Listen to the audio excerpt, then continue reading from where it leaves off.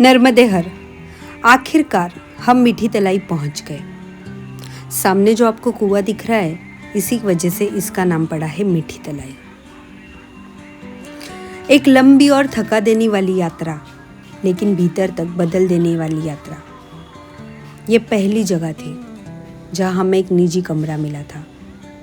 कमरा बहुत साधारण था, कोई आलीशान बिस्तर नहीं, आराम की कोई ज़्यादा सुविधा नहीं, लेकिन फिर भी वो कमरा सबसे सुंदर था, क्योंकि वहाँ एक चीज़ थी और वो थी शांति।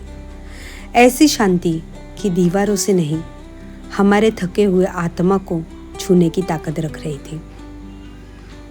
ये कुछ दिन जब हम मीठी तलाई में रुके, तो हमने सोचा कि हम यहाँ के इस आश्रम के सेवा का हिस्सा बनेंगे, और हम चल दिए रसोई की ओर खाना बनाने, परिक्रमा वासियों की थाली सजाने।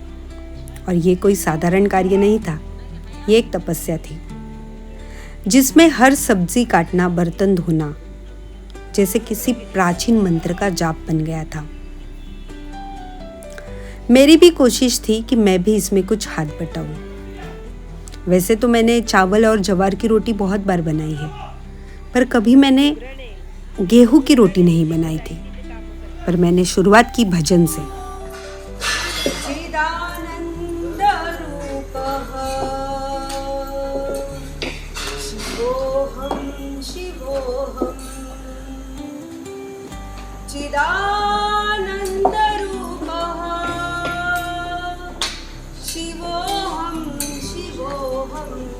और फिर मैंने शुरुआत में रोटियां बनाने की कोशिश की। वो ठीक से नहीं बनी, मन में थोड़ी शर्म भी आई, पर फिर भी भीतर से एक आवाज़ आई, जो सेवा कर रहा है वो श्रेष्ठ है, कैसी है ये मायने नहीं रखता। फिर मैंने चुपचाप रोटियां रख दी और मैंने सब्जियां काटनी शुरू कर दी। चूल्हा भी साफ किया। धीरे धीरे मेरी उंगलियां नहीं, पर मेरा अहम टूट रहा था। वो मैं जो हमेशा कुछ साबित करना चाहती थी, जो समाज के मानदंडों में खुद को फिट करने की कोशिश में थक चुकी थी, वो अब रसोई में भी एक साधक बन गई थी। ना कोई नाम, ना कोई पहचान, सिर्फ एक सेवक। जैसे जैसे हमारे भजनों की आवाज़ बुलंद हो रही थी, हमारे मन की भी थकान मिट रही थी। हम सब बैठकर एक साथ भजन गा रहे थे। हम सब एक साथ बैठकर जो खाना बना रहे थे, ऐसा लग रहा था कि हम खाना नहीं, जैसे अमृत बना रहे हो। ये हल्दी, ये नमक सिर्फ कोई मसाले नहीं है, बल्कि प्रेम और समर्पण का स्वाद इनमें घुल रहा था। इन कुछ दिनों में मैंने खुद को एक नए नज़रिए से देखा। मैंने महसूस किया कि अब मैं प्रकृति के खिलाफ नहीं, उसके साथ खड़ी हूँ। यहाँ के लोग, इनकी हंसी, इनकी बातें, समंदर की लहरें, उस कुएं पर खेलते हुए छोटे से बच्चे और रसोइयों में खाना बनाते हुए हम लोग, इन सब के बीच मैंने पहली बार अपने जीवन के गहराई को महसूस किया।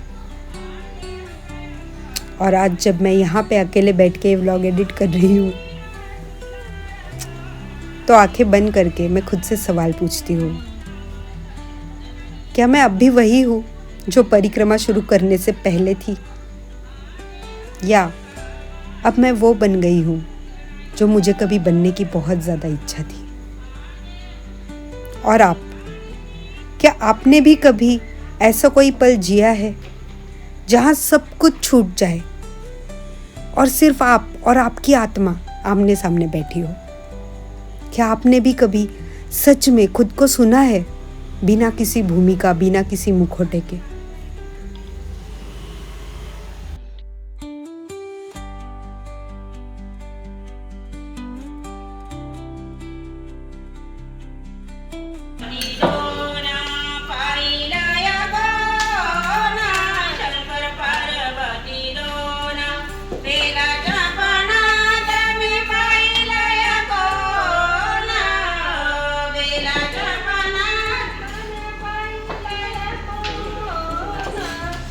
तो ये था हमारा आज का व्लॉग। अब मिलेंगे नेक्स्ट एपिसोड में, तब तक के लिए बाय बाय।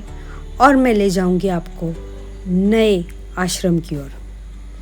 और अब मेरे चैनल को तब तक सब्सक्राइब करके रख दीजिए, क्योंकि डेली व्लॉग तो रोज़ आते हैं।